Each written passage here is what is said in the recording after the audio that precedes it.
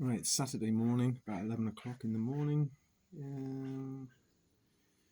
So I had my 36th ceremony last night, which went exactly as I wanted. I didn't want anything heavy at all, which I didn't get. I'd said to Maestro on a couple of occasions, because of the dieta, it's just, it's not that important. I really didn't want to go cleaning badly or anything, so I just wanted just something different and just something light. I didn't really want to do it at first because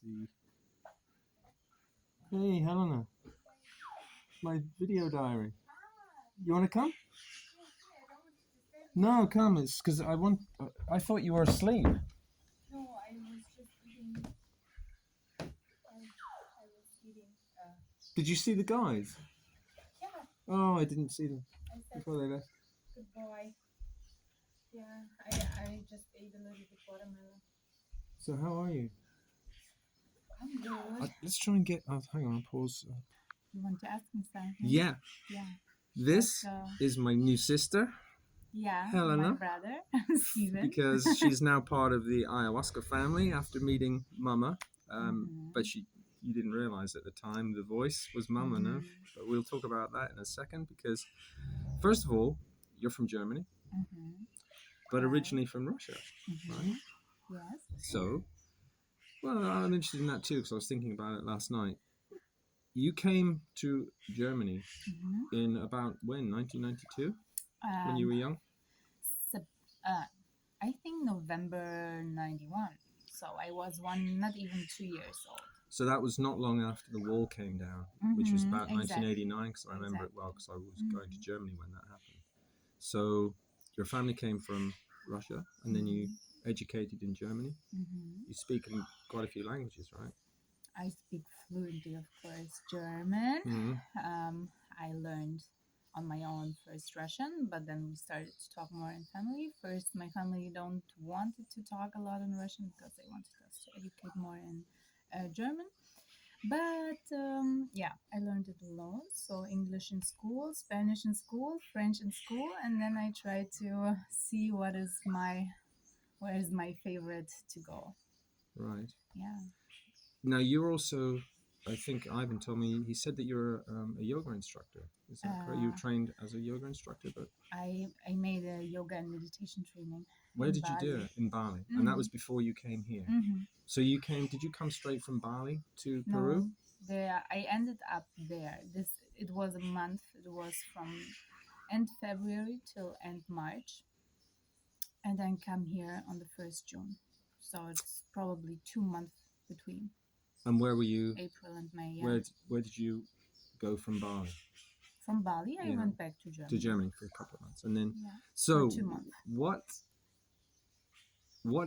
What was the calling? We call it the calling in ayahuasca. You know, people who just feel a strong pull to come to ayahuasca, and maybe you discovered ayahuasca on YouTube and were thinking about how it might relate to your life and whether it could help you with what you thought was an issue in your life. Can you explain how did you discover ayahuasca first, or how did you learn about ayahuasca? On YouTube, or were you looking specifically for other healing, or what were you looking for that made you find ayahuasca? It is. I'm a very intuitional person. This is a very, very big fact, I think, for my life. And the main fact really started when I looked a serial on Netflix. It was like 2-3 years ago. Is that the Last Shaman? No. It's just a gossip serial. It calls the Denver Clan. Oh, okay. And there is also a Stephen, and this is a brother. And Stephen goes always on ayahuasca retreats, and this was. Yeah. What? And it's a series on Netflix. Yeah. Wow, how weird. It was Denver Clan, and this was the first time where I heard about ayahuasca, but I didn't recognize it. And then one day there was like an intuition. Hey, what is ayahuasca? Why they talk about ayahuasca? I never heard ayahuasca. Is this a drug? What is this? And I made a research and I found that this is a plant medicine, and who keeps your conscience brighter and everything. And I was directly I will do it for sure. One day I will do it, but I'm not ready right now. I need this calling.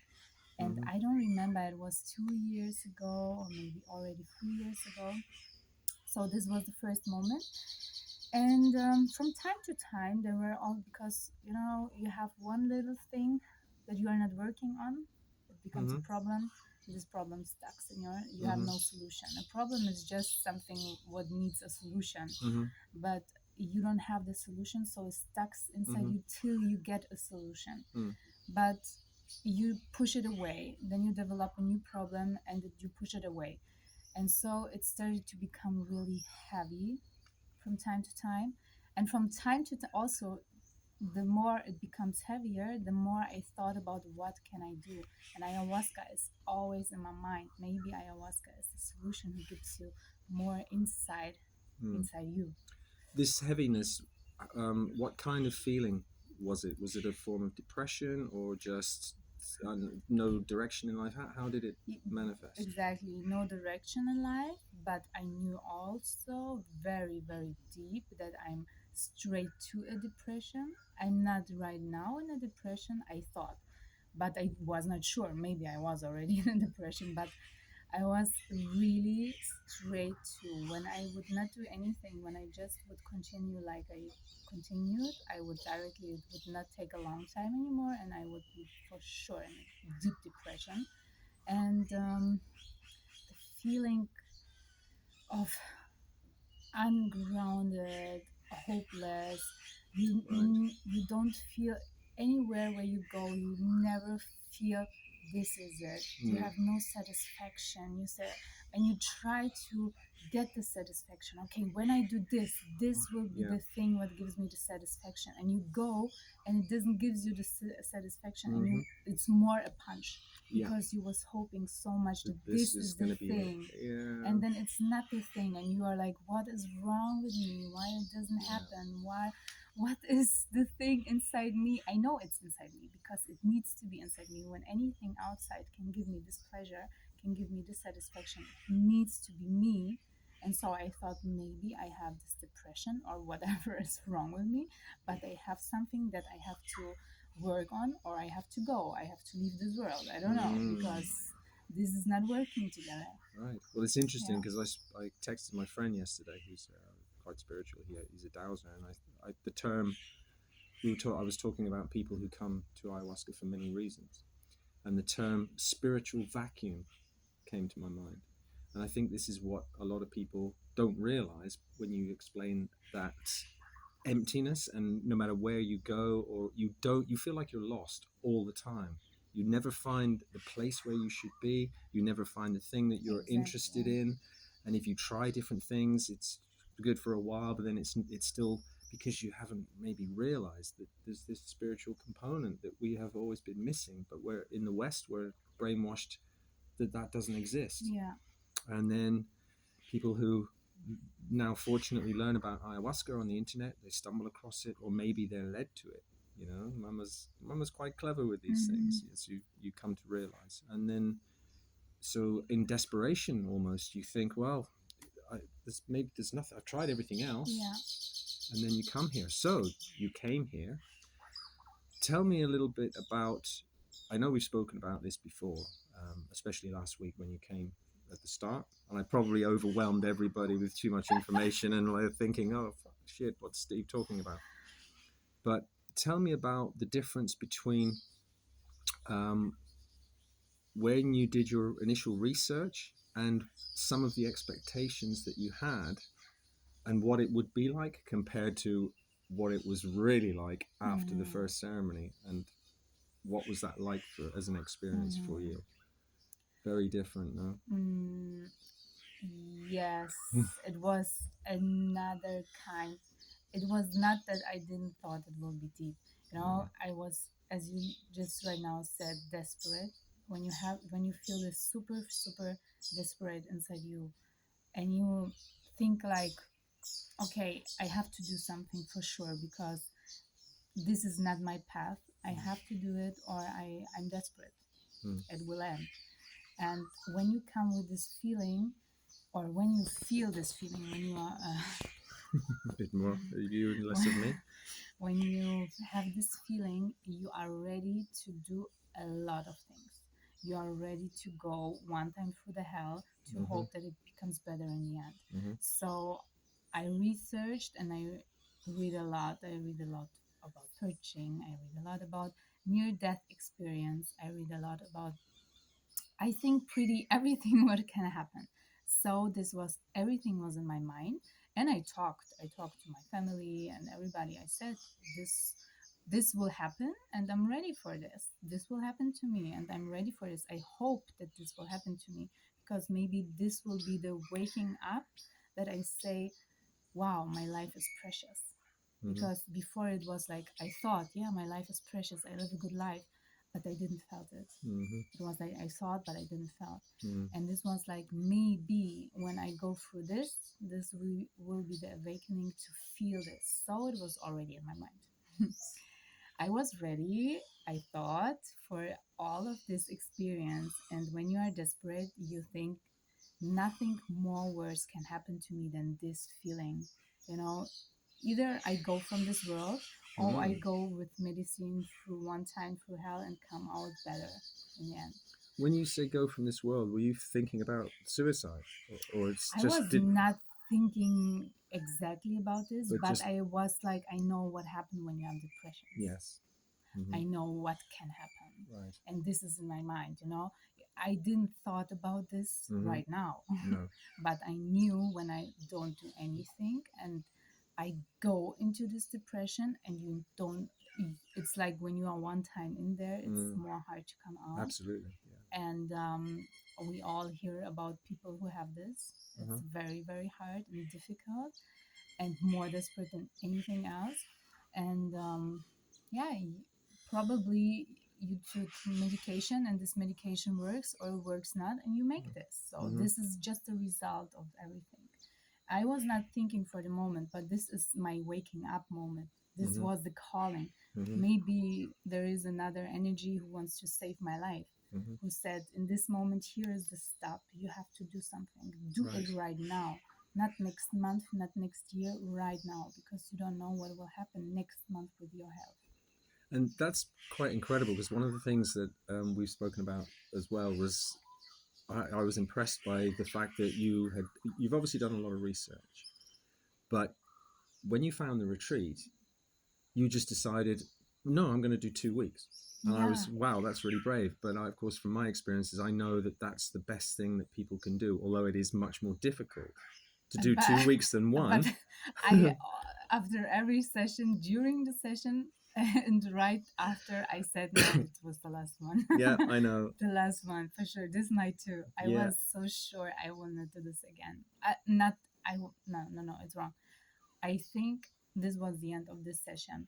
I thought, or it was the feeling, right now I developed things.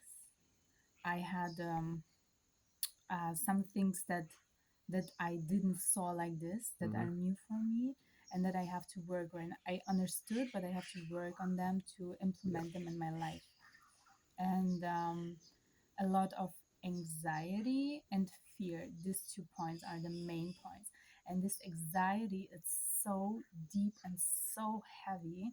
It keeps me away from every other thought. And this ceremony, I had a crazy adrenaline inside me. My heart was racing all the time. 200 plus? More. It's horrible, right? And I was thinking the entire time, please let nobody vomit or anything else, because everything was happened here. It was all the time when it was a little noise, just like I was all the time. And then I thought, when somebody vomit, it will be my end, because my heart is already racing so much. This anxiety is so deep right now in this moment. When something happened in the outside right now, it will be the end, because I get a panic attack.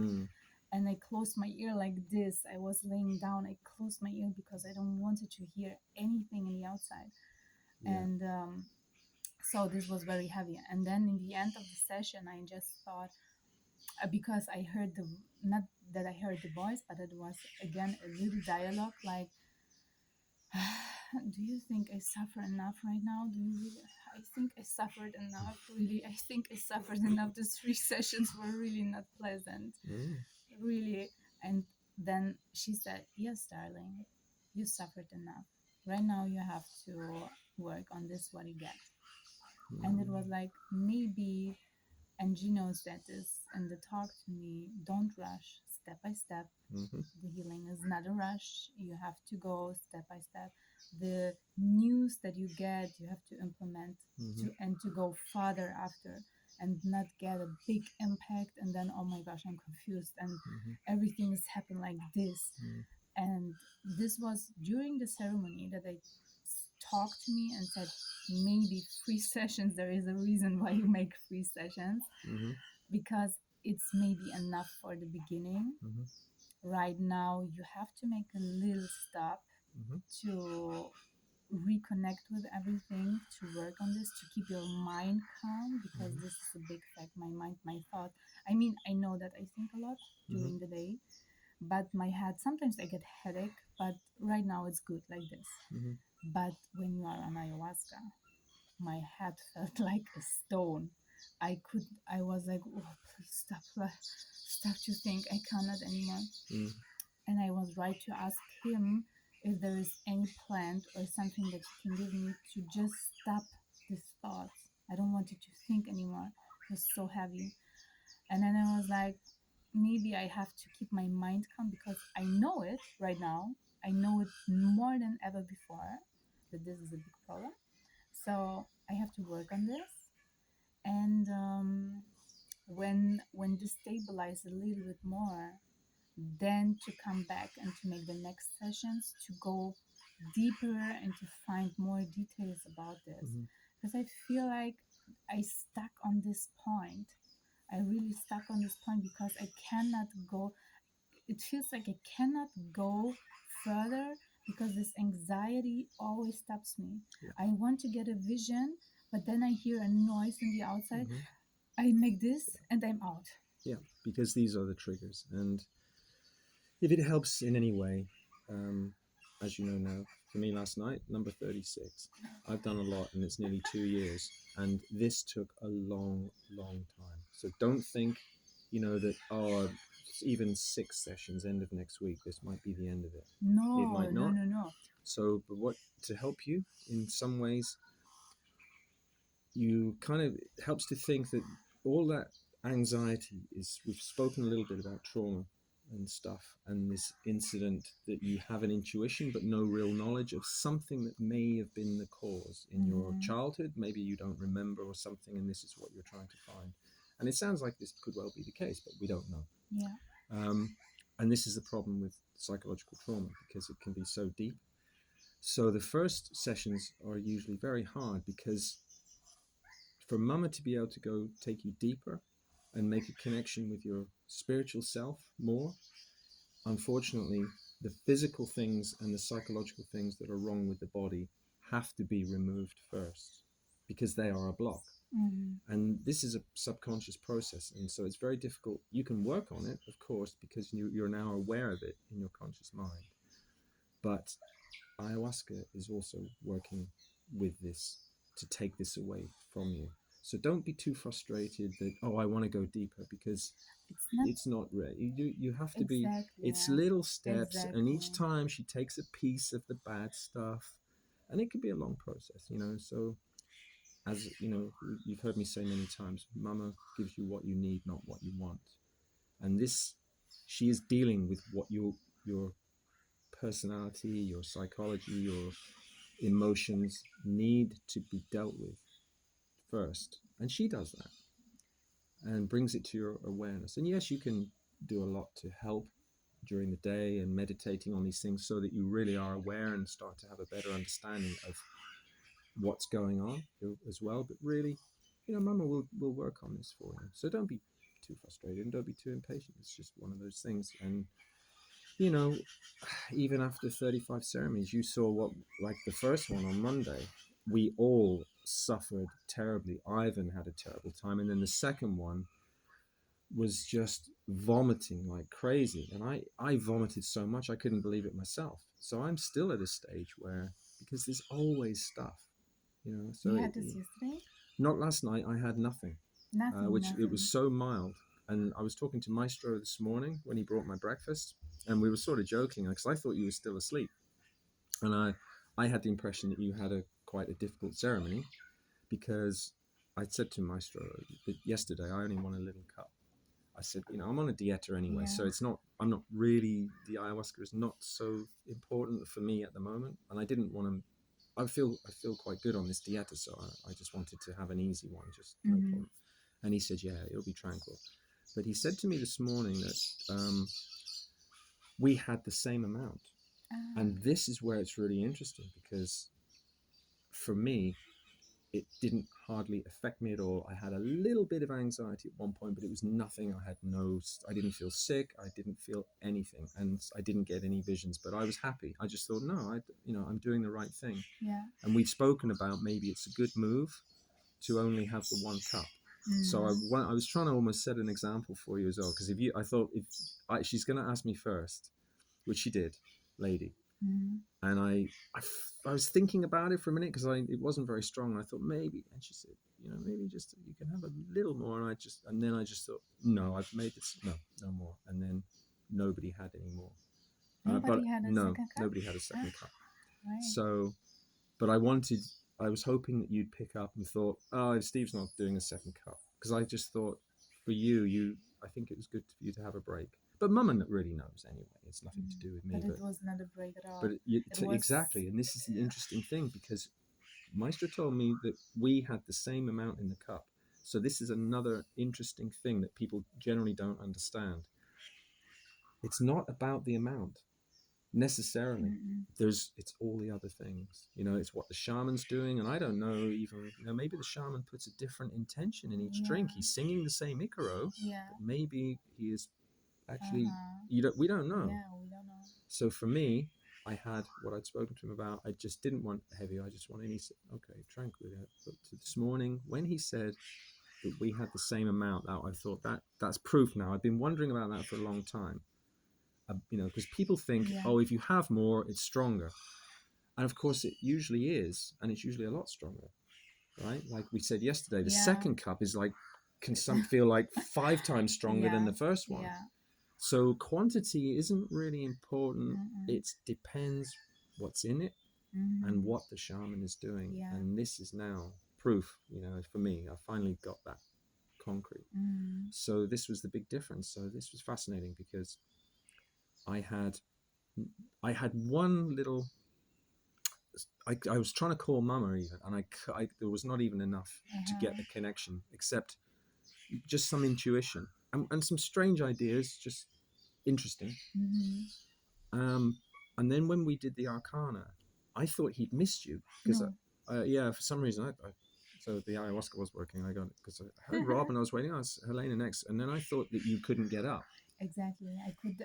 So did he do the Arcana when you were lying down? That's why it was, because when I looked, I thought he just skipped you, because he was doing Ivan. They was asking me if I can sit, and I was. But you couldn't. I couldn't. It was like I could when you helped me. I could, but for sure I will vomit. For sure, I felt it that I will vomit, and I was like, this. Maybe I can skip it, because I had the feeling, oh, tonight I don't want. I don't want to vomit. I just want to lay down and and I don't even move my body, because I was so scared that a move would be change something. I was laying down, my neck was hurting, but I was keeping the laying like this, and he made the Arcana in a laying position. Right. Okay. Cool. I don't know if this is have an effect because you're not sitting.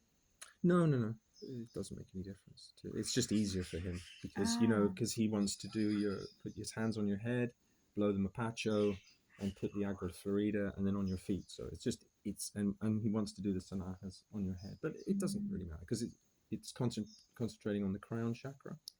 Here. So that's why it's just easier for him to stand that way. But he can do it lying down. It doesn't make any difference. So part of your research you mentioned a minute ago that was you'd read about the near-death experience, and when you told me after, was it I think the first ceremony or the second one where you said you went unconscious and thought because you had a big fear that one of your big fears coming to ayahuasca was that you thought you were going to die in the ceremony. So what happened actually when you lost consciousness? Actually, you know, because you said you couldn't breathe very easily. I could not breathe. And this is I remember this so much good. The first ceremony, I got panic attack before, but I started to make my breath work. It was a very deep breath work session, very deep and very like, also when you make like this, but it went better after. And I was curious for the session. I was so curious. So when I came here, I was smiling the entire time. When he started to sing and to prepare, I was smiling. I was like, oh my gosh, oh, I'm so curious. And this was the beginning of the session. And I started the session with a big smile. And I smiled the entire first cup, the entire first one. I smiled. I had a good feeling inside me. I had these beautiful visions, like the colorful visions. And then, okay, with the singing of him, sometimes it's turned into the dark vision and then again into a beautiful, colorful. But I was smiling all the time because it was so beautiful. I saw my dad. Talk about this as well. Exactly. I saw my dad, how I said, no, I don't know how it comes, but my dad is not living anymore. I did wonder that because I didn't ask you when you first told me that, and I wondered. So that was really nice for you to see your dad. No, he left his body. I learned to say this in this way. He left his body already. So I saw him, and I was like, "Oh, Daddy, you are here. You are here. Daddy, you are here." And then he was like, he was smiling at me and was like with his head, and I was like, "Ah, you are here." This was the first cup, so everything was beautiful around. Okay, some things were not beautiful because I saw my mom directly next to him, and she was suffering. She was sad. She was suffering. So he was smiling at me and was like, "I'm here." Is your mom still alive? Yeah. Oh, so she's still alive. Oh, yeah. Okay. So she's still maybe. She's maybe still grieving for your father. This is what I have maybe to experience right now, because a lot of things came from our parents. What do we care inside us? And I know that I took a lot of emotions, of feelings, of everything. I took a lot on me, especially when my father passed away. How old were you? I was 11. That's young. Yeah, I was 11, and I have an older sister and brother. And we never talked about this, especially we learned to don't talk about feelings in the family. And my mother with 3 children, of course, very hard from one moment to the other. And from one moment to the other, you are not a child anymore. You start to take care of your mother because you think, you have to I grow lost up my quickly, father, and I don't want to lose her. So you take more care that it switched, the roles switched. It was like right now I take care of my mother instead that she take care of me, or she still took care of me, of course. But so you had to grow up very quickly at 11. Very quickly, yeah. And these were some points. I know it right now, and these are traumas too, for sure. These are traumas too because you had not a real childhood that you maybe have when everything went step by step, you know. And she was suffering. I saw her suffering, so maybe these are the things like that I saw in this moment. And then I sorry. Then the vision stopped for a moment, and this was the moment where a lady came to ask for the second cup, and I was like, okay. He said when you have visions, then you should stay at 1 cup, but Maestro told you that? No, she told everybody. He said when you see lights, when you see visions, then 1 cup is enough for you. You don't need to take a second cup.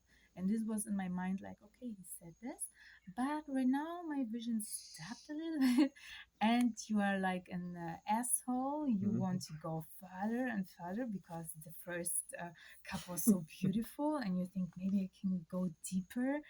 And instead of listening on this, I was like, okay, I take the second cup. That's okay. I did in my last video. I was talking about this, and I call it the trap. Mm-hmm. Yeah, It's you the make trap. like the Yeah. What is the name for this? Yeah. Where we are too hungry again. Yeah. We want more. We want more again. Okay, give it to me instead of waiting and let it happen. We want everything to happen directly. Yeah. And this was like the second cup. And before I saw her holding the cup, and I was already sitting and waiting for that. And in this moment, like a dragonfly flew through my head from the right to the left, and it was one moment like zzz, like an electroshock, and I was like, "Oh my gosh, what was this?" But I was still smiling, and everything was like curiosity.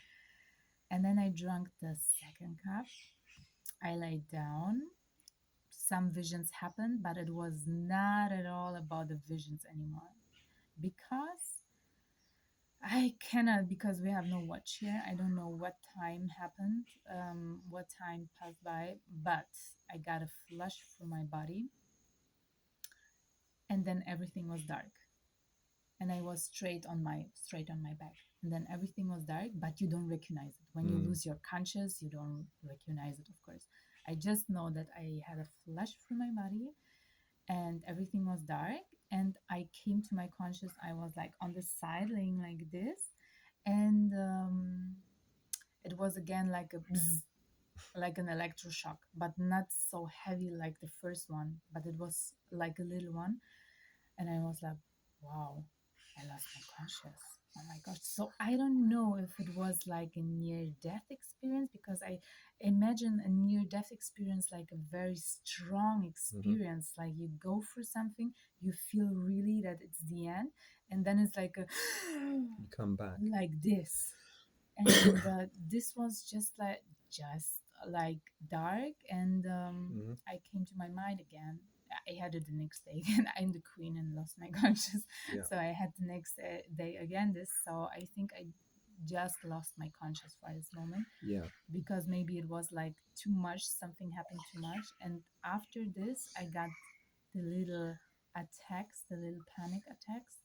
They were not for a long time, but they were very intense, where the flash came, I started to sweat so much, like fever, and then the heart breathing, where I thought I cannot breathe, and it was super like like this. And this happened 2 times, and a third time was raising up, and I was like, please, I cannot anymore, please stop, please, not this time anymore, please. And I was talking to me, I will never do this anymore, never, never. What did I have done? Oh gosh, I don't want this, please wake me up, I don't want to take this again, take this out of my body, I don't want this. Yeah, this was the thing. And then yeah, it went, this was like, she listened to me and she stopped, and she didn't give me any intentions anymore of this. But then the feeling, and he closed the ceremony, and from this moment it was just again the feeling that something is wrong in your stomach and everything is breaking in your body. You want to vomit and not vomit, and you fight because you think, you don't know what kind of vomiting it will be. It will be a purging vomit, or it will be a vomit. And I fight it a lot till the moment where I said, you have to let it go right now. You saw things, they want to leave your body right now. You have to stand up right now. You will do it. You have to. And the entire time your body feels heavy, like you cannot move, you cannot stand up. But this moment was like, just stand up. I told you, just stand up. And I stood up, and I was not even close to the door, and I felt already, oh, It's coming. And I was out of the door, and the first one was like, ooh. And then I in the garden, and it comes up. It doesn't felt super heavy or strange. It was more Relief. relief. But standing is always the good one. Yeah. When it's really strong, we were talking, in ceremony there are certain icaros. I don't know if you remember, or you'll experience this more, and you'll become aware that as the ceremony goes on, and you feel sick, and then you're trying to put it off because you're thinking, oh, it's not enough yet, and I don't want to be sick. Can I get through to the end and do it in my room when I can just relax and sleep after? But there are some times that you keep suppressing it, but the icaros sounds like the same icaro, but it's getting stronger and stronger, and you're feeling worse and worse. And then all I did was put my hand on my elbow. I thought there's something coming, and I sat up, and then that was enough just to feel, oh shit, and then blah, in the bucket. But it's just because that putting your head up is just the trigger. Exactly. And walking is even worse. Walking is the worst trigger. Wow. Yeah. This is what I scared about the other day, to walk, because I knew I could hold it in the laying position, but the moment you get up, I made it to, I think, just the second beam over there when I left. I got with Antonia was holding my hand, and I got to about 5 meters there, and then blah, all over the flowers. And then another time I went another 20 meters and more. I didn't even get back to the room. But when I got back to the room, that was after the strong one, the second ceremony for you. That was again another, that was a powerful one. And so when I got back to the room, I vomited 2 or 3 times more, and loads of just liquid. I was, where is all this liquid? Because we haven't. Where is the liquid coming from? We didn't drink anything from lunchtime. We only had the salad at 12 o'clock or something. I didn't drink for the rest of the day. Remember, that was one of my tips, that I don't drink, so keep going to the toilet. Exactly. So when all this water kept coming up, I said, how can there be so much liquid? And then the green stuff comes, and it's like, but then it's all out. Fantastic. I think then you can sleep. It was asking me the same question. Where does the liquid comes? Because it's a lot. And I was just like, okay, the ayahuasca is holding all the toxic out of your skin, out of your muscles. And this means also the water out of your muscles, who knows? And your skin and everything. And it's compressed here in your stomach to come out after. Because otherwise it makes no sense. You have not this much water. And that's why you're so thirsty as well. Yeah. After, because, I always want to drink half a flask of water. And on a good day, I'll eat my apple. But that night, I didn't even want the apple. I couldn't. I just vomit, brush my teeth, go to the toilet, and then let all your stomach just calm down when you're lying down again. And then you can, and even then it's difficult, right? Because mama might still be talking to you, or you're tripping so much that your brain is still, but you're exhausted as well. Just go, oh, stop, mama, stop talking to me. I can't. I don't want to hear anymore. Just let me, I need to sleep. Do something magic, like just knock me out. Exactly. But sometimes it can be 2 or 3 hours even after the ceremony before you can sleep. And you had no sleep much. 3 ceremonies, no sleep after the ceremony. Oh God, no sleep. That's horrible. Always till 6, 7, I'm awake, and this is the time where you have to, from 8 that we start till around 6 in the morning. I have my last visions. Wow. 10-hour ceremony. Long time. And this is the moment where I can't fall asleep because it starts to get not so deep anymore. But like this ceremony, it was already light outside, and I closed my eyes, and visions, like I felt every sick that I could get. Like I felt that I have cancer. I felt that I have cancer, and I swallowed the cancer down, and I was like, no, I don't. I made the wrong one. I swallowed the cancer down. I have to vomit it out that I don't get a cancer. Then the next was like that I get a bad infection here, and a wound and a bad infection in the wound, that it starts to be like, rah. And then the next was that I had an amputation of my leg. The next one was that I had cancer all over my body, that they said, we cannot do anything for you. There is everything cancer. And this was already, it was light outside, so maybe around 5. Right. yeah, so I had this thoughts, or I saw it at this So time. you're carrying, subconsciously, you're carrying a lot of fear of dying in some ways, no? Would you think? And maybe your imagination is I running don't know. away with you, and then, or your subconscious is creating this, and then Mama Ayahuasca is bringing these. Remember, I mentioned about in my experiences that how it works psychologically. It needs a way, and it doesn't matter how weird the visions are, because they don't have to be true. They just have to suit the moment, like in a symbolic way, to come from your subconscious, so that your conscious mind has some recognition of something. But the images that Mama gives you can be what is needed. And they can be crazy. They can be so crazy.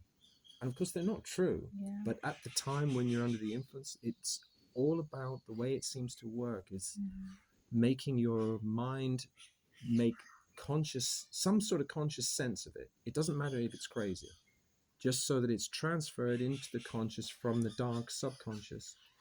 Then it's out in the open, and it's been relieved from the subconscious, and then it can be balanced. And this is part of the healing. You know, this is the way I think it seems to work. Yeah, it makes sense. It makes sense that these ceremonies were where they're releasing what I carrying inside me. I think it's not the fear of death itself. I think I have a big fear to feel pain. Yes. And I don't want to feel pain. And I know when I'm sick, I will have this pain. Yeah. So I do like everything against this fact to get sick. And this was like yesterday when I meditate, because I meditate always before the ceremonies. I had this thought, it just came up into my mind because when I talked to Maestro and Gino, they not translated, but my thoughts or my visions that I had, they said, because I saw like my family and the beautiful visions in the first ceremony, and they said, you know, um, they care about you, like you saw your father as a big remember um, to be more conscious about the people who are still in your life. And to remember you that the people care about you and they love you. They love you because they care about you. They would not care about you when you would not mean anything to them. You know, every single message is hey, I think of you. You know, it's like I would not send you a message when I don't think of you. And yeah, this was a big remember to me, to the people who are in my life, to take more care of them, and but in the right way, not to take more on me, but to take care of them. It's very difficult to have a balance because you take a lot, you take their emotions also, you take their problems also, but you have a difference between this. And yesterday I had this thought in my mind, I love me. I love me because I take care of me. I don't want to get sick. This is the reason why I'm doing this.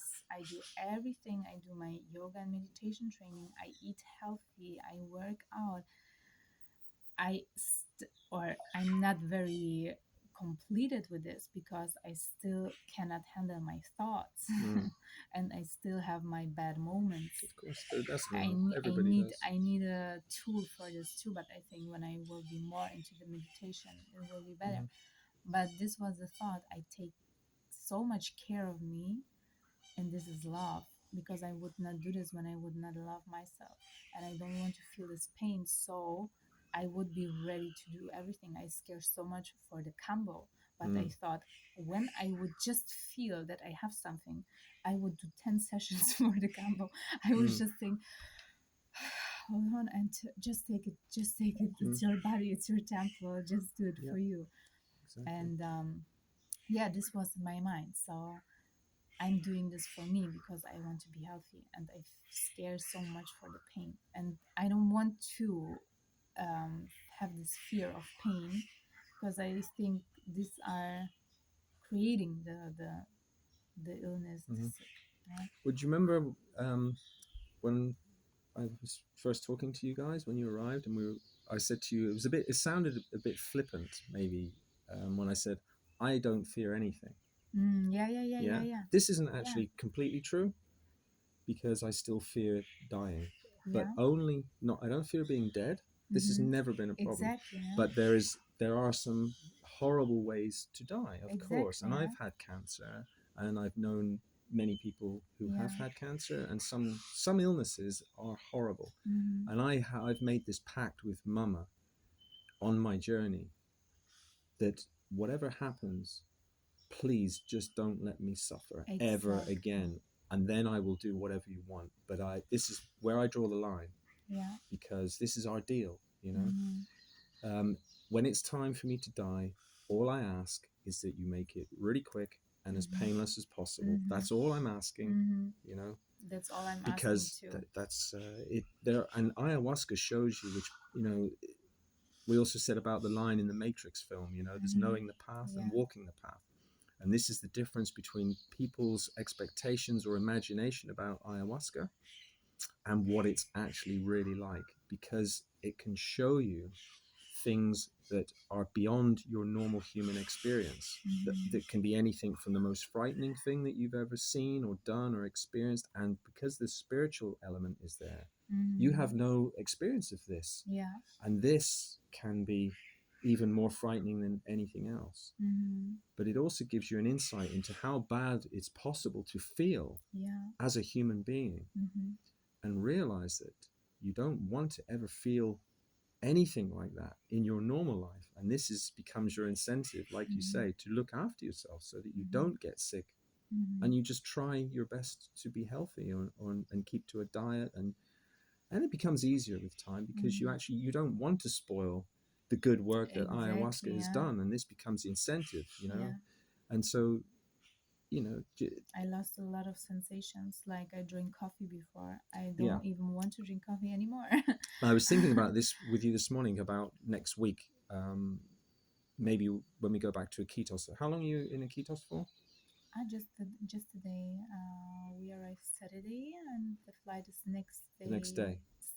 Sunday morning. Yeah. So I said to you the other day that I think the most important is not so much the dieta before, which is important because it's about, you know, putting you in the right headspace because you're serious about what you're going to do. But to me, it's just as important, or more important actually, to at least try. And it's difficult when when you're traveling, to find food that's, you know, because you just, that first week, it's really important to try and keep the salt out of your diet and just bring it back in slowly, because it gives more time for your body for ayahuasca. At the temple, they used to describe it as, you've been given a very beautiful spiritual gift, but it's like a coat of varnish or coat of paint, and it takes some days to dry before it's solid and really protective. So this is like the important time to try and stick to that ayahuasca diet, at least for the first week. And then slowly, you know, you can have some more sugar if you want. But I found now, I don't have sugar at all. I don't drink coffee. Before. No. So I don't even have the big problem with this, because I eat a lot of things. The diet was almost not difficult for me, because I ate. It was just to let the salt out of your food. Yes. But and the coffee. Okay, I ate some sweets because I was stressed. But when I was here, I'm good. I'm fine with a lot of fruits. Yeah, me too. But they say, you know, just bring salt back in, because you do need salt. You need, And I think we spoke about this before, about in my experiences, and you know, you thinking about how this is working, because it's all a puzzle at first, and then, like, if you're on a dieta and you're only drinking, there's no salt, and same as ayahuasca diet, but a bit stricter in some dietas, and you're wondering about this, why the lack of salt. And you know, I said that part of this, the more I've done, the more it seems, and Mama has confirmed this. She said, you're right, because it's hers. It's not my thoughts. She said to you, you are her and she is you, and she told you that on the second one, which is incredible. She didn't tell me that until my 34th. So that was a big revelation. So, and trusting your intuition about what your thoughts are. And then she confirms it in ceremony about how this is working. Part of bringing this, it's almost like clearing the old brainwashing of all your old you, how you think about things, your cultural brainwashing, all your beliefs, and having them completely removed by having partly this the diet, the lack of salt, you're being completely drained of energy, so you're being exhausted so that you cannot think anymore. You cannot think rationally, and your brain and your body becomes offline. This is why you cannot function. And I had that experience in the last ceremony, not last night, the one before, the really strong one on Monday, because I didn't do Wednesday. But Monday was a very strong one. One of the strongest I've had. But that was the most I've ever been for me. Yeah.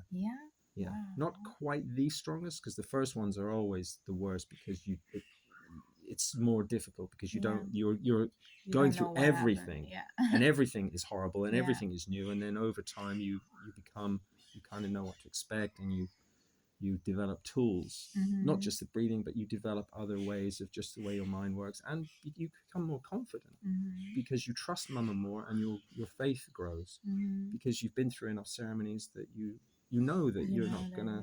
But it's difficult. It's not easy. It still takes time. You can't just go one ceremony and then go, oh yeah, I understand. And people have said, yeah, you've got to just believe and let yourself go. That's saying that is one thing, but doing it is completely different, because your ego is so strong.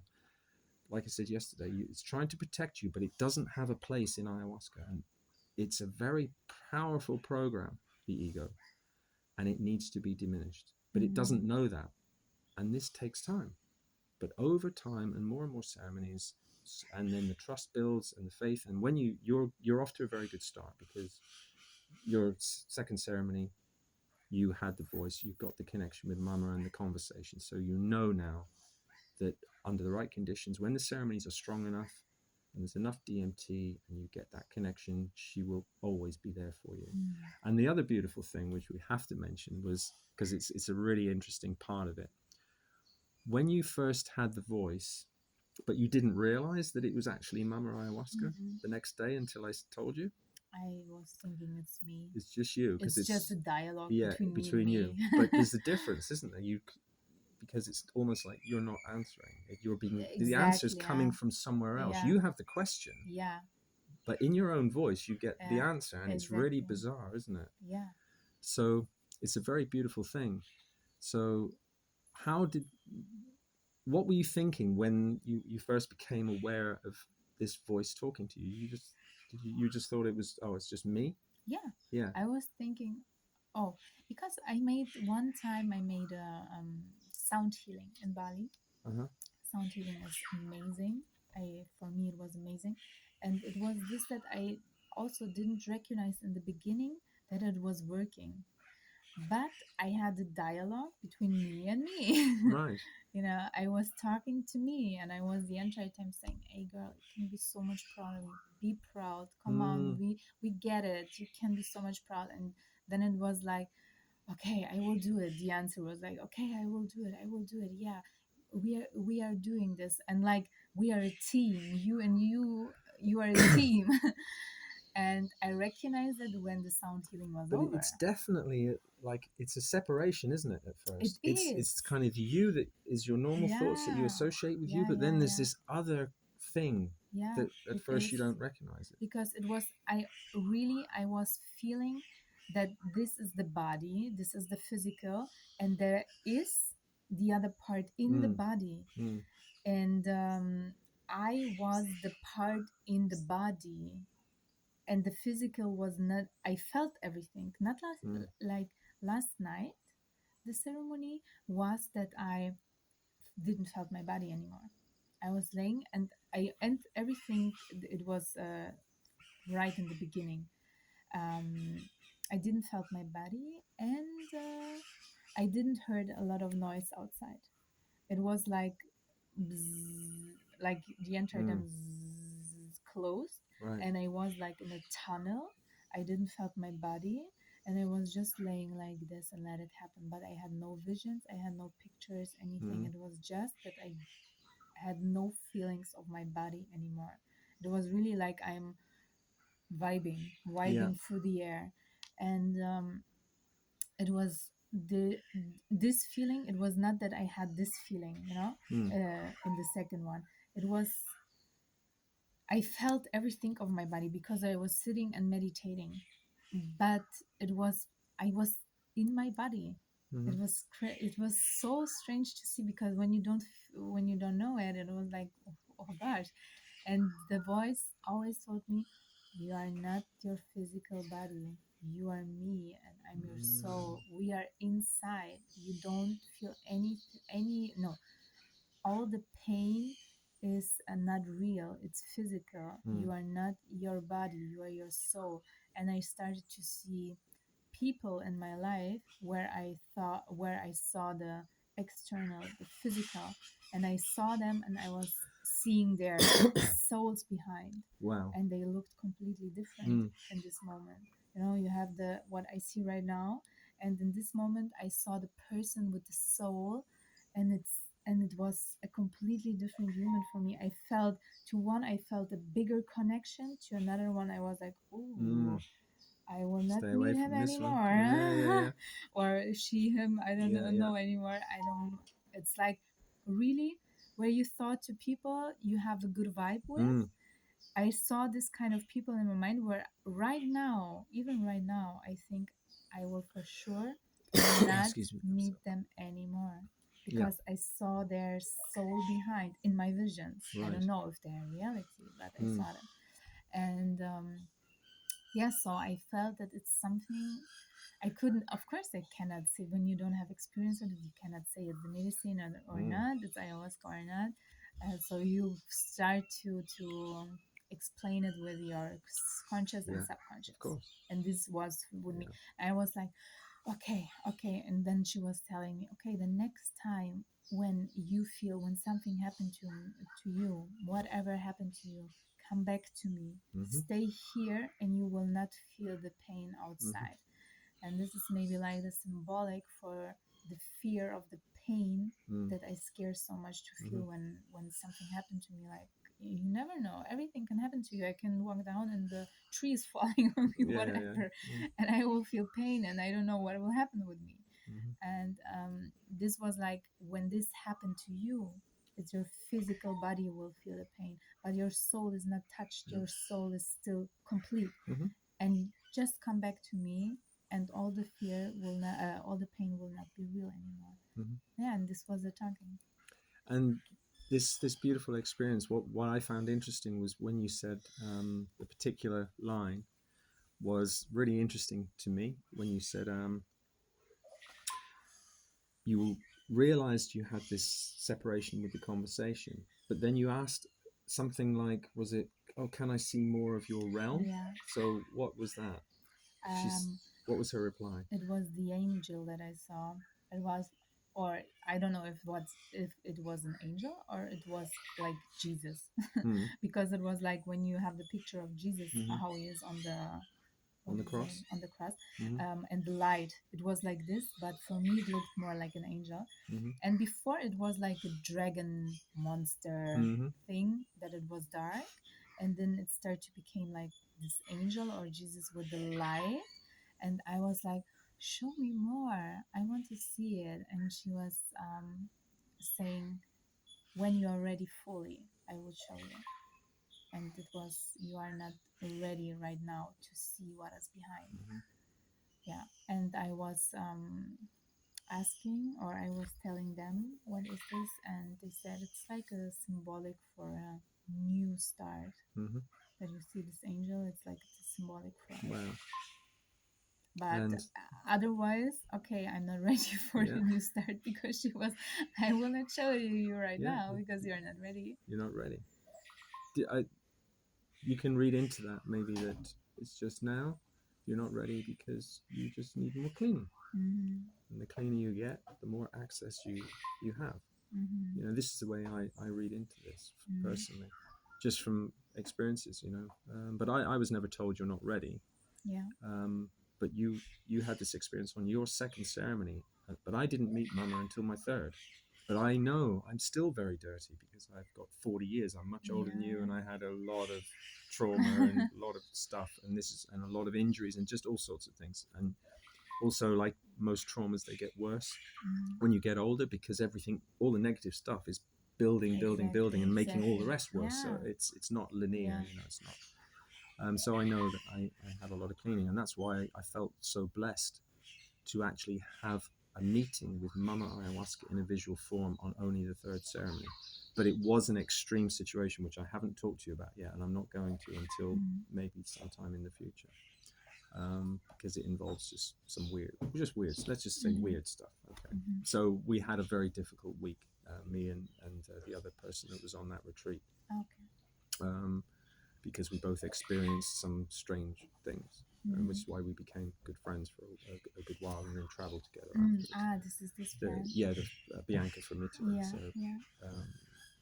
But anyway, so that third ceremony, I felt really blessed, but I never saw her again after. I always had the connection, the voice.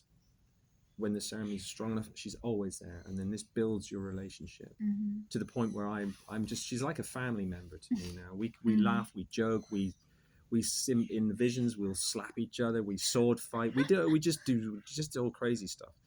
But I've only seen her twice, and that was the first time, was the third one, and then the second time was ceremony 34 here, which is why it was such a beautiful ceremony, which was a week ago Friday, the milder one. After the two really hard ones that we did in that last 3 weeks ago. They were very difficult. So you've had your third ceremony was still difficult for you last night in many ways, even though it should have been maybe a little bit easier, only the one cup. But how do you feel now? You're going to have today and tomorrow to rest, integrate a little bit. Exactly. Meditate on what you need to, and then we start with 2 new people on Monday. 3.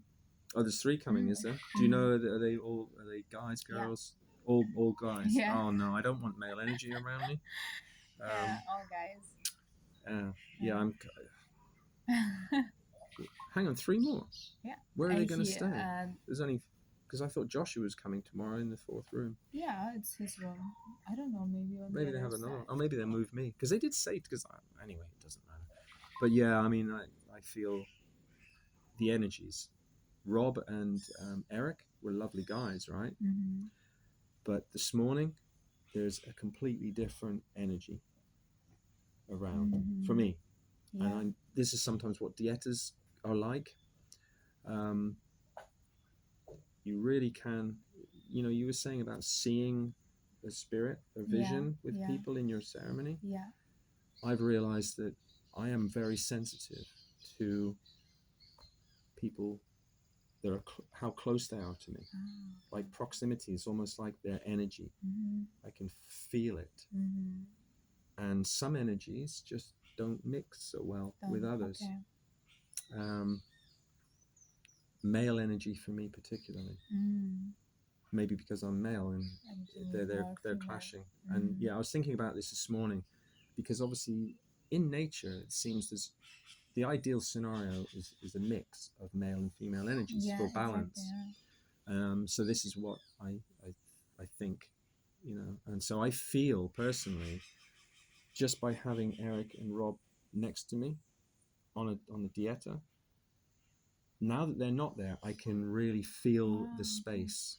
It was so much calmer for me, just by them not being there. And it's nothing to do with them individually. It's just purely an energy thing. And also I was thinking, well, just to show it's not obviously them as an individual, because I was thinking, well, hang on, that doesn't make sense, because we've got Antonio and the workman next to your room building the other room.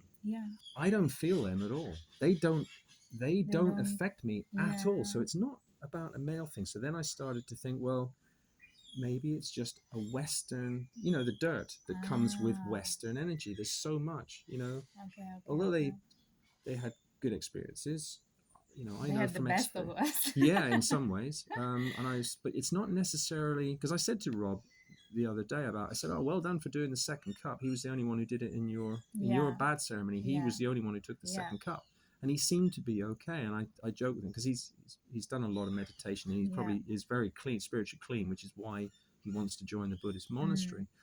But so I said to him, sort of joking, I said, wow, I'm impressed, Rob, big spiritual warrior. You did the second cup. And I said, you must be very clean. And he just went, oh, I don't know about that. But sometimes I think, my personal experiences of my bad energies have taken so long to clean. And I know there's still lots of bad stuff in there. I just know it.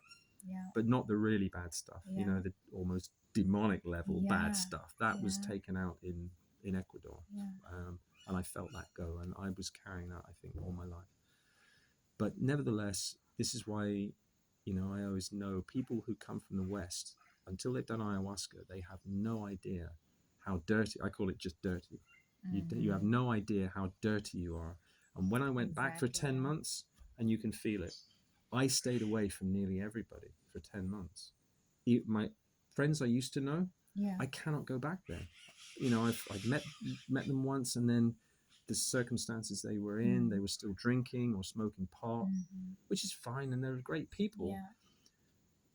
But even there were certain people I just didn't want to be around anymore because they don't know it. It's not their fault, but they're the dark negative energy that is around, and the area where I live is not a very nice area. It's quite poor, and the West is in a mess anyway, and so there's a lot of depression and a lot of anger, and just people are very uptight. COVID's been hard, and you can feel it when you've been here for a long period of time, and then you go back.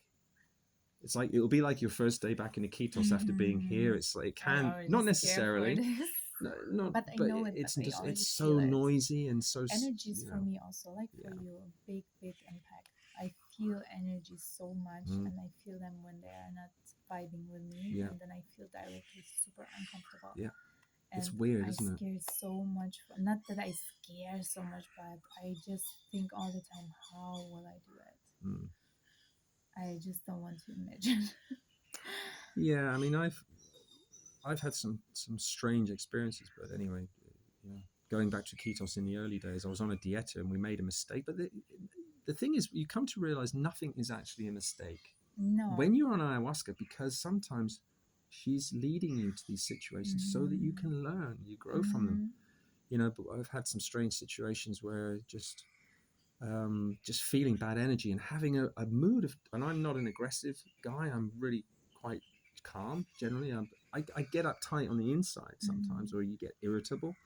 But one time, just a trigger, I was buying a charger in a shop, and I put my hand over the counter in this little shop to buy a charger, and the guy kind of, go, take your hand away. And this overwhelming aggression came over me. I just wanted to hit him.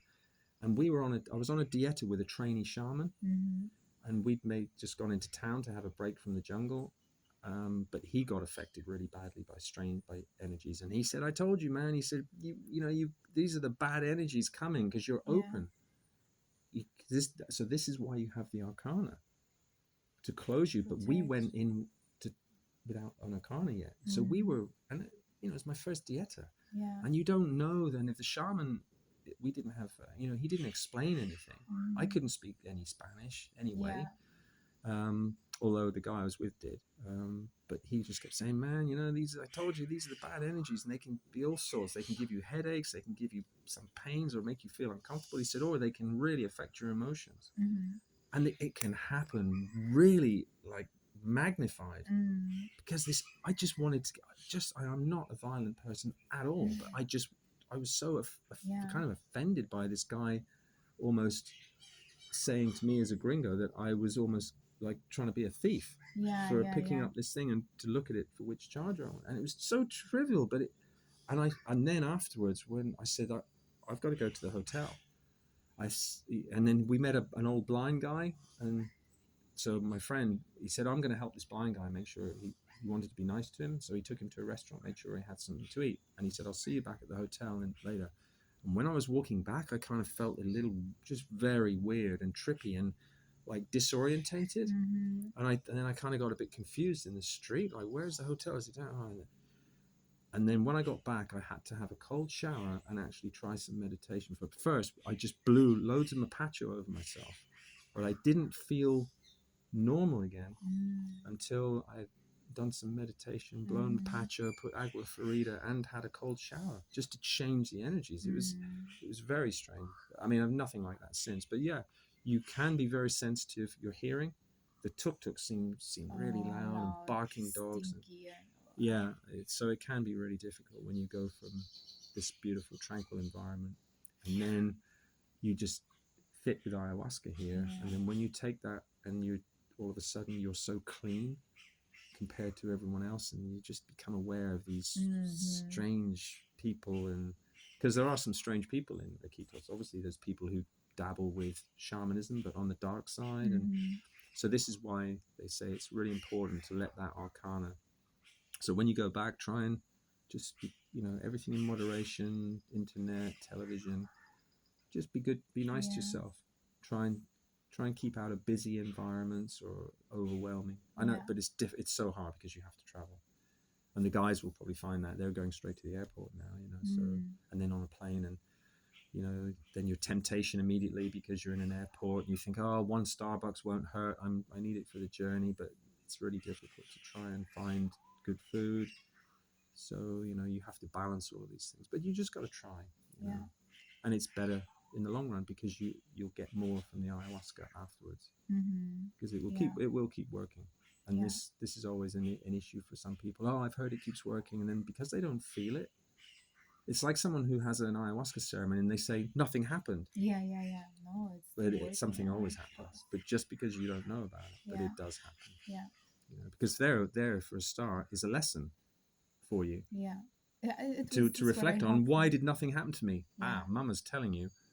Maybe now that's what you, before you even start to get clean, you need to think about maybe your ego, or am I blocking things, or what do I have to do anything to try and show willing or show belief or show faith that I want to change. It has to remove these blockages first, and then she'll maybe say, right, now you have some vision, or we can now that you've cleaned that, like she said to you, you're not quite ready yet to see further. So this is just a little lesson. And I accepted it. Yes, it absolutely. was not that I was like, show me, I'm ready. Okay, no, it's not the truth. Yeah. I said, I go to toilet, and when I come back, I'm ready. Yeah. I'm not clean enough. I'll go to the toilet. Funny. And when I'm back, you can show me, okay? And this was where she showed me that I'm super. It was.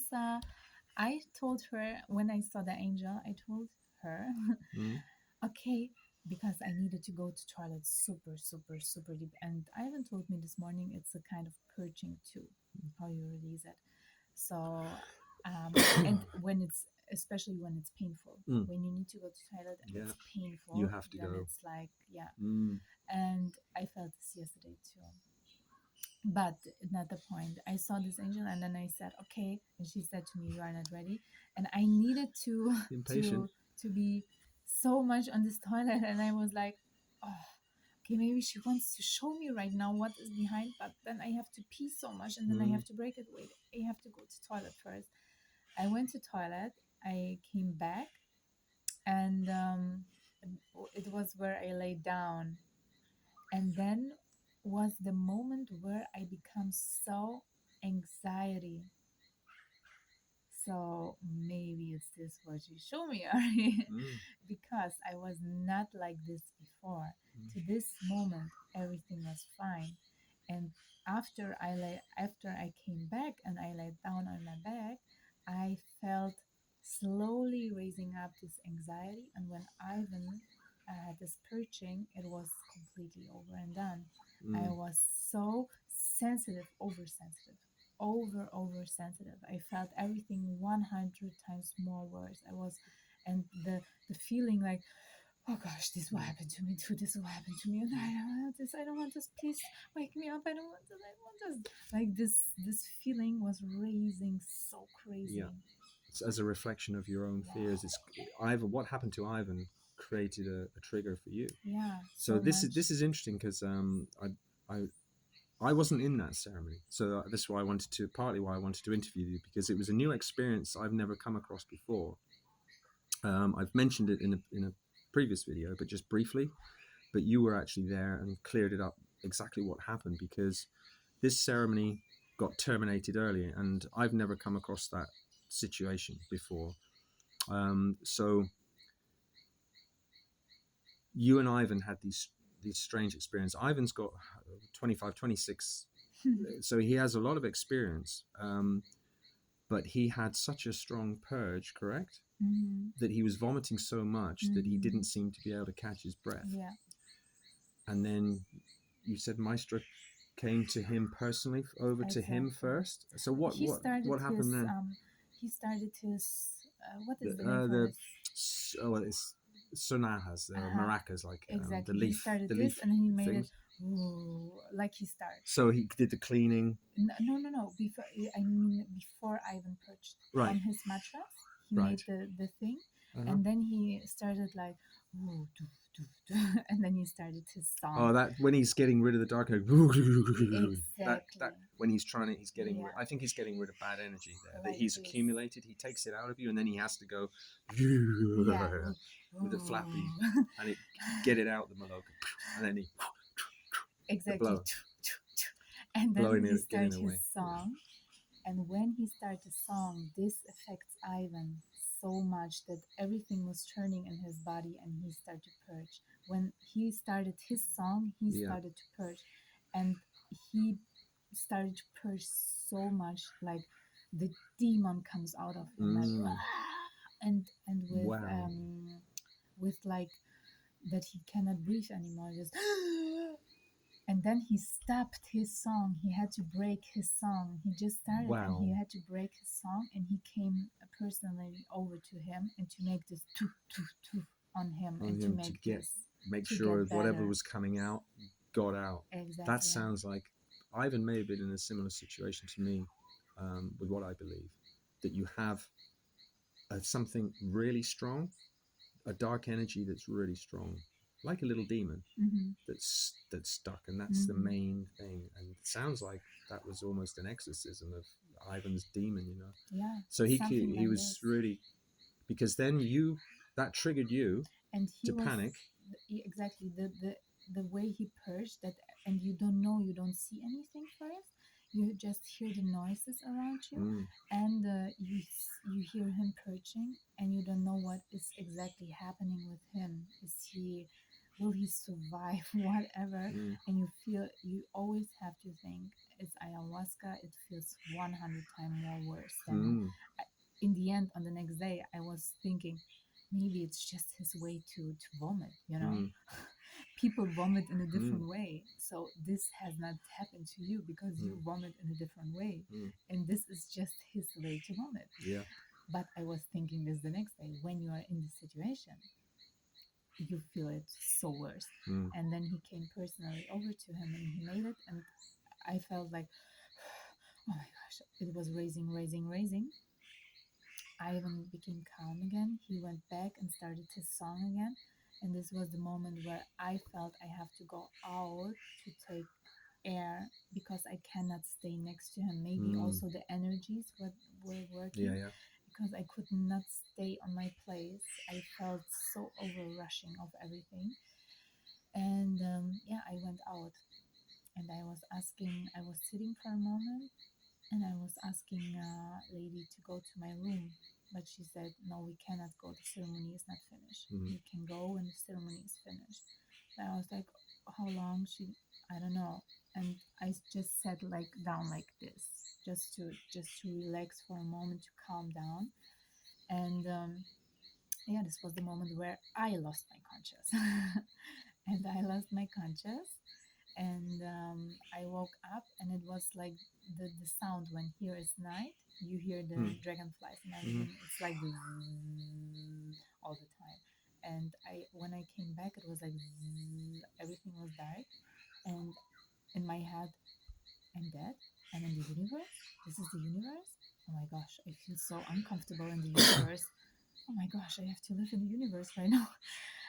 And then I heard lady's voice. She asked me if I'm okay, and it was over rushing. I felt so bad, really so bad. Like I don't know if I ever felt so bad in my life.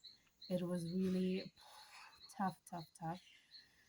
And they, because I was laying, so I recognized. Oh, I lost my conscious because I was Because sitting, you were sitting and before, then I was laying, and then you when okay, and her hand was under my head, and right, she was measuring my pulse. really, Mm-hmm. wow, okay, And yeah, then they sit me up again, and I could not sit straight. I sit like this. I have no strength for anything. I sit like this, and Maestro was holding his hand. He was touching my head, the crown, everything, and he was saying something. And he told me the next day what he said. I forgot again. But he was just talking to lady what is happening with me, and I thought like, oh gosh, he said there is nothing he can do for me. It's the end. It was my oh, it's your head. head, no, What no, was right, he was talking in Spanish? I didn't understand. but you thought, But I thought because I felt so bad, so bad. I could not really. My body was like this, so sluggish. And I said, he just said that he cannot do anything for me. It's the end.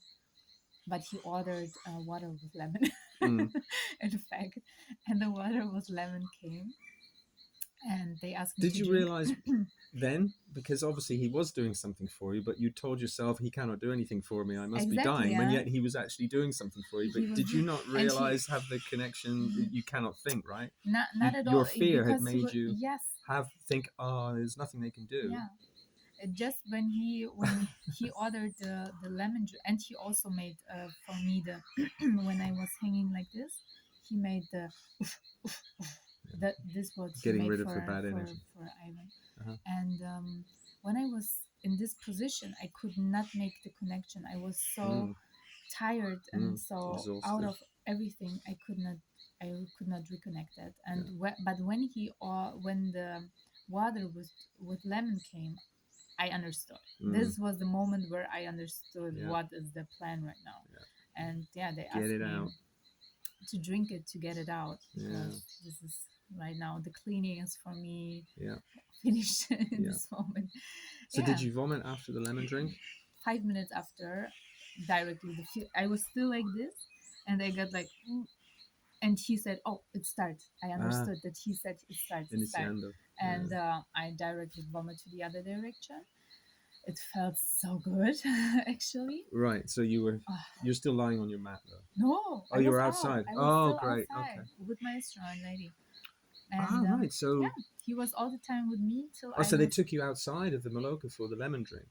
No, I was outside. Oh, you were outside already. After Ivan was perching, I went outside to I'm with take you. a breath, and everything happened outside on the stairs. I see. Oh, okay. And he was over me, and he was watching me what's happening with me, and I vomited. And like 5 minutes after I vomited, I could slowly reach my head, and I looked at him. Hola. And then he came down to me and he explained the things and everything. And then he was asking me if I want to go to my room or if I want to continue here. And I was like, oh, I don't know. But it could not really talk, but it was just, I don't know. And then, and when he was talking to me, I was the answer, I didn't understand anything. And then we waited a little moment. He asked me again, you want to go to your room or you want to stay here? And the second time I felt the preference to go to my room. I don't want to break the ceremony, but the feeling was like, I don't know what will happen with me when I go back, because the energy is so strong. And then he said, it's okay when you go to, I said, I prefer it to my room. And she translated and he said, it's okay when you want to go to your room. And then he closed for me the ceremony. He said, okay, go to your room, it's okay. La ceremonia It's de terminado. ayahuasca es terminada. Mm, Yeah, and he made it for me personally. right. And I went to my room, but after the next day I heard that he also went to Ivan directly and said La ceremonia. Yeah, Yeah, it wasn't long because obviously I was in my room. but it was almost 12. Yeah, it was So exactly 11:47 because I'd just been asleep for only 2 hours, and then I woke up maybe a couple of minutes because I don't know why I just yeah, woke up. I'd been asleep a couple of hours, and then I couldn't hear any icaros, and I thought, oh, it's just the silence between. And I looked at the time, and then you came back, and I thought that's early, 10 to 12. Oh, maybe they didn't do the second cup. And then when you came back to me, and I'm normal, but you're talking a lot to lady, and you sounded okay. So like so I feel terrible. yeah, You sounded okay, but then literally a few minutes after you, Eric came back, and I thought, what the hell's going on here? This sounds strange, and of course it turned out it was. And then because then Rob came back as well. I thought everyone's come back, and it's 3 minutes to 12. Rob came back. yeah. I thought everyone's back before 12 o'clock. There's something strange maybe going on here.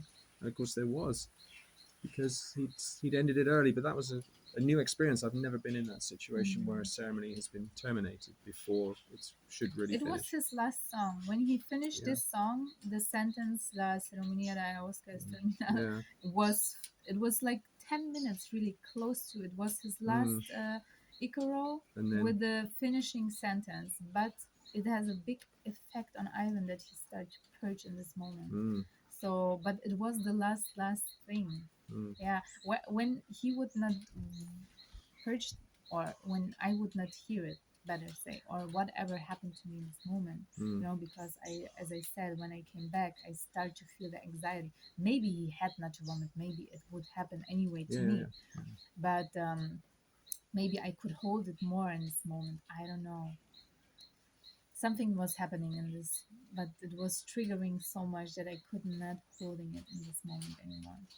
The other thing that was really interesting for me when you told me about it the next day was because you said earlier that you've read a lot of the literature and you've heard about a symbolic death. And I told you I had this experience too, but just for the video, because although it wasn't the same circumstances, because yours happened in ceremony, mine happened in a dream after ceremony. I think it was maybe the second or third ceremony I did, which was very powerful. And while I was trying to get to sleep, I did actually fall asleep. And I had this horrible dream, and luckily I can't remember the details, but I vaguely remember that it was something like we were talking earlier about, if I'm going to die, Mama, give me a fast death. It was something like an accident, something very rapid, like a car accident, an instant death. But then it was black. There was nothing. Exactly. There was no afterlife. There was nothing, but just like a very faint awareness. But I was convinced that I'm dead. There's no pain, but there was nothing. It was just a blackness. But it was so strange because I don't know how long afterwards, but I must have woken up from this dream, and I was so shocked to be back in this body under the mosquito net in this, going, what am I doing back here? I was dead, and it's so powerful. But it was similar to when you described it to me about that black. Yeah. There is, and because that was a bit strange afterwards, because then I'm thinking, oh my God, maybe there is no afterlife, and maybe that's it, Yeah. But exactly. That still actually is wrong, because if you're aware of the darkness, there must be something. But it's strange, because maybe it's some kind of intermediary halfway stage that you just experience with ayahuasca or something. So if you read the literature, this is what I think is called a symbolic death. And some say symbolic death and rebirth, because when you come back, it's like you've been the first step in being reborn as the new person that you're going to become on your ayahuasca path. Sounds beautiful. So it's, so this is why I think it's a really nice thing. But you're the only other person that I've ever actually met that's had an experience like this. And it is in the literature. On the temple website, they had a whole list of it's quite interesting. I have to try and find it again to From show the you Temple. from the Temple of Light on their webpage. Yeah. I'll have a look later and see if I can find, because they sent us in an email some of the paperwork, and Yeah. on one of the papers they sent was a little bit about ayahuasca and how blah blah blah, and then this whole section, and it was quite interesting because of the various, just to let people know some of the situations that may be experienced. And one of the things was a symbolic death and rebirth. Oh, please send it to me. So I'll try and find it in an email somewhere, or just go see if it's still on their site. But yeah, there's loads of things, everything from obviously the normal stuff, your nausea, vomiting, diarrhea, all of that stuff too. But some of the more interesting things, and that's sort of the symbolic death. You know, this is one thing the humans have always, like, even you say I have no expectations, you always have expectations. Of course, you have expectations. Maybe of everything. You have not the biggest one, but you always have some. And for me, the symbolic death or the near death experience was always like that. I feel the moment where everything becomes light around me, the warm feeling, like everybody is telling you, yeah. like it feels when you die, you see the light and you see the tunnel where you have to go through. You see it in all the movies, how they show it to you. And it was this what I expect to see when I have the near-death experience. But to be honest, that's why I don't think you did have a near-death experience. I think you had the symbolic death and rebirth. Personally, the symbolic death, not the near-death experience. No, the near-death experience is well documented by many people. You know, even doctors and surgeons coming out of the bodies, like on operating tables, seeing the body from above, and then going down the tunnel of light, and then maybe be given the option: are you ready to actually leave? That to me is a very different experience from what I've read, a near-death experience. And the symbolic death the symbolic death is specific in the literature on the temple, on that site, and they don't say near-death experience. They say symbolic death and rebirth. But I'll try and find the document so you can see it for yourself. Mm-hmm. So I think they're two separate things, two different things. So interesting that we have that. I think we had this under different circumstances, but the same thing. Mm-hmm. And it's interesting for me because you're the only other person that has, of many people I've spoken to, many different experiences, all sorts of weird experiences. People. This is the thing with ayahuasca. You know, we've spoken about how unique it can be.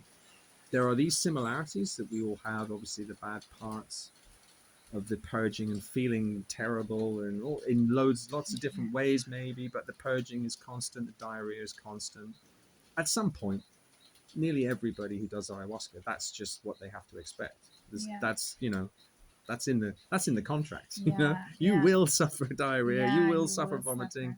But when you have in your real life, you have things to suffer, you are ready for a lot of things to suffer on medicine. When you believe in medicine, when you believe in the plant medicine, and this was what I told me yesterday all the time: trust that it helps you, trust that it works, trust that it cleans you. And I really felt it, and I think this was the reason why I got the got the feeling that I can't feel my body anymore, because it was really the first moment where I think that I don't even thought just trust the medicine. It was not fear about the medicine like the second ceremony, because I had the first one who was like this. I've had a lot of fear to go with ayahuasca deep, so I was sitting and meditating all the time. And the third time was through the talks with him and everything. I understood better that it wants to clean me, it wants to help me, and it's a medicine. And better right now in this situation, or in my this physical, than when I'm sick and it's really worse and I have to go through this. So I had this in my mind, and I went in the session with this feeling, and I was laying down when I drank the shot. I was like, I will lay down, I will not sit, I will not, I trust. And I lay down, and while it was real, I think I was relaxed. Because I was relaxed, I could go in this feeling that I can't feel my body anymore, could not feel my body anymore, or I hadn't the visions or the pictures, but I could not hear anything around me so much clear. So it was really like I'm come away vibing. from your It was really. Lady came along to ask for the second cup. I heard that she's coming and that she's talking, but I heard she was next to me. But I heard that she was talking like on over the there. end of the room and asking me, and I was like, no, Mm, no, just doing what I could do. mm, Like no, but I was still in my bubble, mm. and this was a feeling that I for definitely for sure not had the first and not the second one. It was the first time that I felt it. That's really nice, because I haven't had that type of experience until my which one of the I think it was I don't know 3 weeks ago, the second or the first ceremony, I can't remember. I think I told you that I must be getting cleaner as well, because you're with your meditation and you keeping fit and younger and everything. You're probably far ahead of me. You've probably But got a lot less work to do in I some think I ways, but have more. I'm super dirty. I I think I'm very I dirty. probably all dirty in different ways, But for me, I only had that first experience, and it was beautiful. There's still an element of fear, because you kind of that ego is so strong. It wants to keep you in the body, in this machine. I've Yeah. spoken about this motor car. I actually see people like that now. I just look at people and see them like a motor car. Mm-hmm. They're just what did I call it this morning? A brainwashed biological machine, a BBM. Yeah. Because it's not the real person on the Yeah. inside. The spirit that's on the inside is just the Yeah. person inside the car. The car is just a body. Yeah, exactly. And You see it in a different way. It's yeah, so crazy. it's I really never. weird. Yeah. And now and that separation, I think, is what she's trying to teach you. That awareness of, for your time that you're here, you just have to do whatever you're supposed to do in this body and learn and try and become a better person within this body, and just keep trying. And that's all she asks, provided you try. Whatever happens to you and it's difficult, just try to beat it, try to overcome it. And eventually, she said to me, your old car, we joked about it. I said, yeah, this beaten up old, rust heap piece of rubbish that I'm driving around in now. She said, look, there's only so much, healing, because it's older. It's an old car. You need to trade it in. Yeah. But you can't. So the plant dieters will do the best that they can to rebuild it, to make it as best as it can be at your age. So it's really interesting. But this separation, becoming aware of this possible separation, I think if you can attain that in ayahuasca, like you're really more, like almost like a guru, like a spiritually enlightened, I think some people might be able to just go into ayahuasca and then just come out and spend all the time in the spirit world. Because just for a brief moment, it was a beautiful color. He was calling the doctorcitos, the little doctors, and I could feel them and everything. Just first time I could see them, and they were flapping. I've seen similar before, but they were different. But this was actually coming in and coming out of my body, and like they're cleaning things, and I could see them. But then I kind of separated, and it was like I was swimming with them. And then you wonder, hey, what's going on? And then all of a sudden you're back, because you become aware of something in your body. So I actually think now maybe this is something to try and attain, try and make your goal. Although sometimes you still get in ceremony, and if your if you have anxiety or you're feeling shitty, then this sometimes makes it gives you more fear, and then you're a bit reluctant to go again. But this is why it just takes time, and I'm still like that. You have to just I mean, I totally trust. I'm beyond fear of the process in principle, but like you say, when you're in it, because there's so many other things going on as well, horrible feelings in your stomach. But this is now a good incentive because when you're in that separation, like you say, you're not aware of your body, so you're not feeling bad stuff anymore. You don't feel it. Just for that short period of time. Nothing could hold me up could, as you say, sometimes you get this feeling for a moment, and then you get aware more of your body, and you come back to your conscious. It was what's happening after to me. But this time it was not like this. There was anything what could keep me back to the awareness of my body. I was really vibing, and it was nothing in the outside. Not even when Could lady bring you asked back. me Wow, for the second cup, that's I incredible. was still vibing. You know, I was just giving her a sign. No, no, no. I don't even want it that she asked me because I was thinking of that I Don't will leave the come. space. You don't want to come back right now. But she asked me, and I still stayed in the space. The thing was, what happened, that I had to make pee so urgently, and I was like, no, I will not leave the space. I will stay in the space. And I will pee in this bed. Yeah, okay. So you wanted to stay there so much, it was worth. Yeah. How long have you got any idea of time? Or no, it's almost impossible, isn't it, to say how long things Maybe last? it was 10, but you know what happened after? I just said it to Ivan. I needed to pee so urgently, and I said I will pee right now in this bed because I don't want to lose this. And I was trying to pee in the bed. Really, I was trying it because I don't want to lose this space. Or not even the bed. I don't know. Maybe just my clothes. Maybe there would be not a lot of pee. And I tried it so much, but it was so painful, and it doesn't work.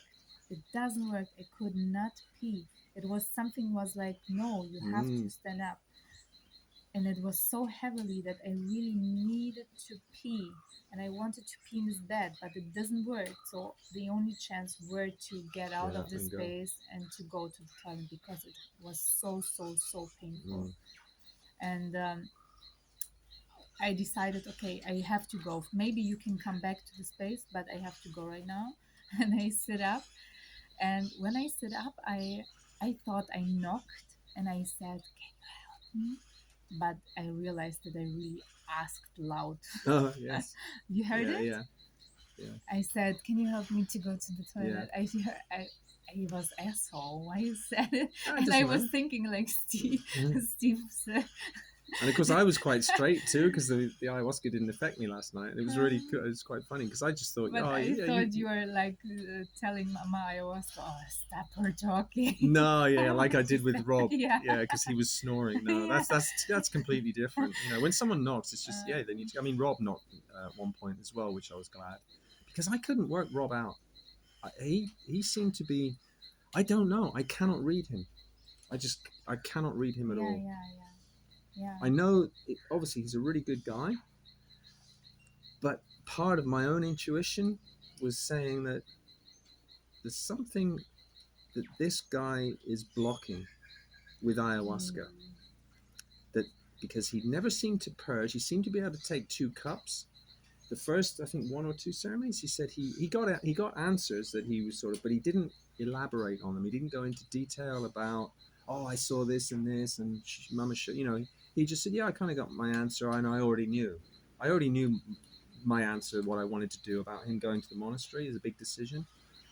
But as far as not purging very much, to me, in my experiences, there's only 2 reasons. Either you're really clean, you know, for this particular ceremony that you just don't have to purge, a bit like my scenario last night, but it was only a small amount. It didn't activate me, so I didn't feel bad at all. I was almost straight, all of it, but I just didn't want to do it in that same way.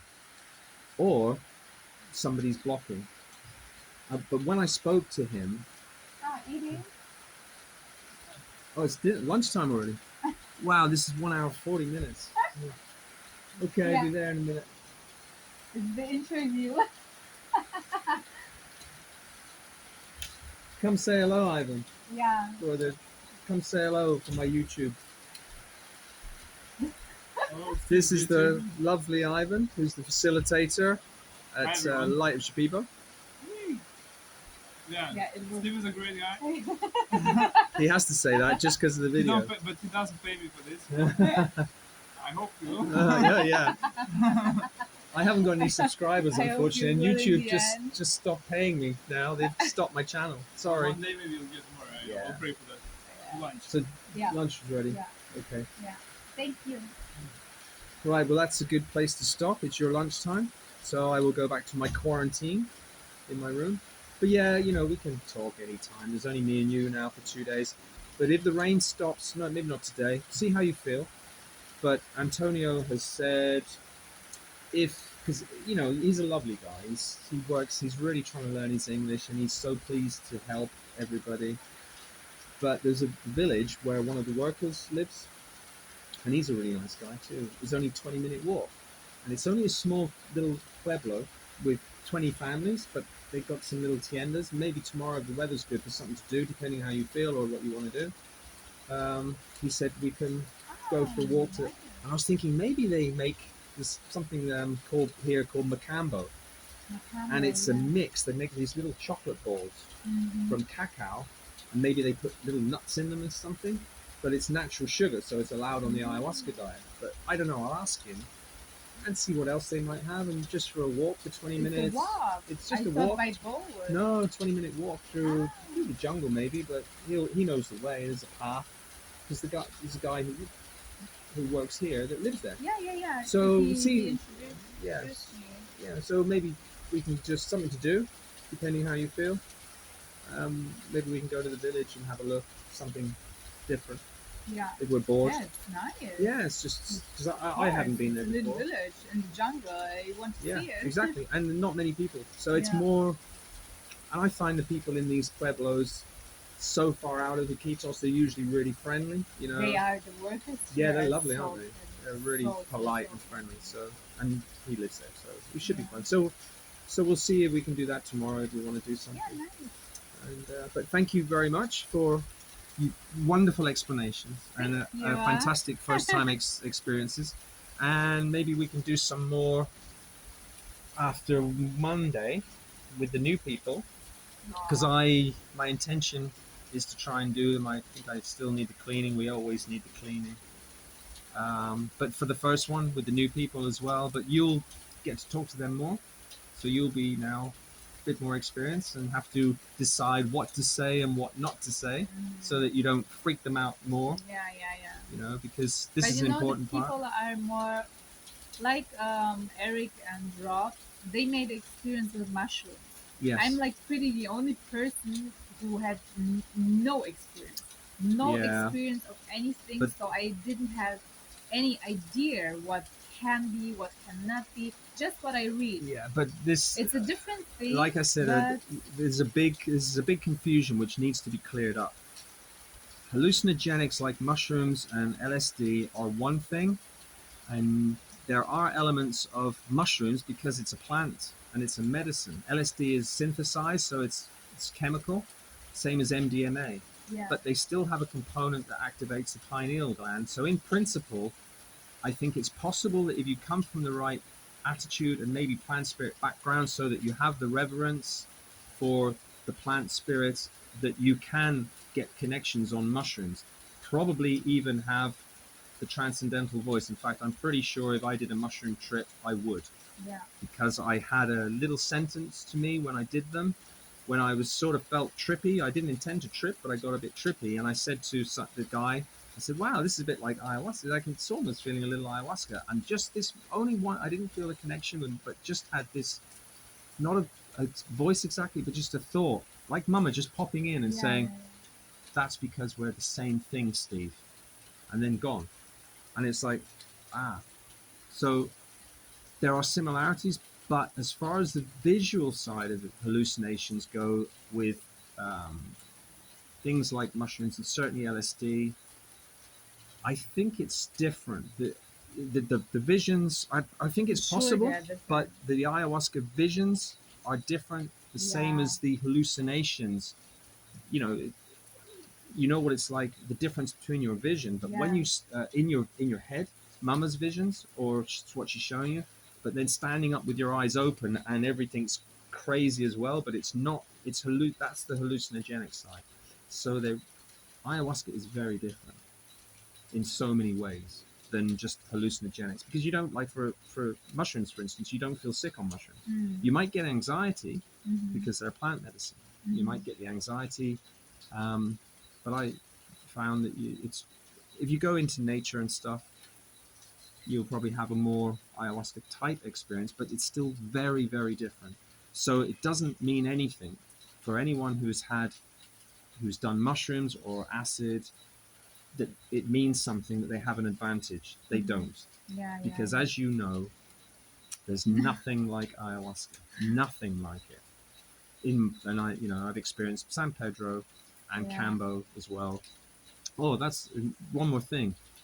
Have you spoken to Maestro about Cambo next week? Has he said he can get it, or? Not with Maestro. I talked with Ivan. He said we see when we can organize it. Right, okay. Because I'd like to do it as well. Again, it's been a year since I've done Cambo. And if you want to do it as well, then it would be, we may as well do it I together. was sure, but right now I'm not sure anymore. No, of course.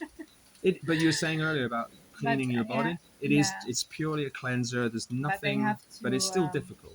But it's not long. It's half an hour, 40 minutes, and then it's done. I just want to decide how I feel Okay. from the feeling, because right now after ayahuasca you feel super. I don't know if I can hold it. I don't know if it's the right moment to do it and everything. I'm talking about next week. Tomorrow, it's like everything will different. be different. It will be different. It's always like. And as you rest, you'll probably feel really good this weekend, especially after some food and maybe another sleep this afternoon. Or maybe tomorrow Tomorrow, I think you'll feel really good because you'll get sleep and you can just rest and meditate and do what you want.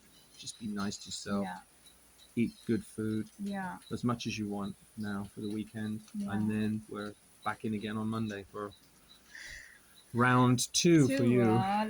Anyway, well, thank you very much, Helena, for doing that for me, and we'll see you later. Go and have your lunch. See you later. Yeah. I'll go and have lunch. You go here's Maestro. Where's Maestro? You have to go your lunch in your room. Oh, gracias, Maestro. Mi comida está ahí también. Ok, bueno.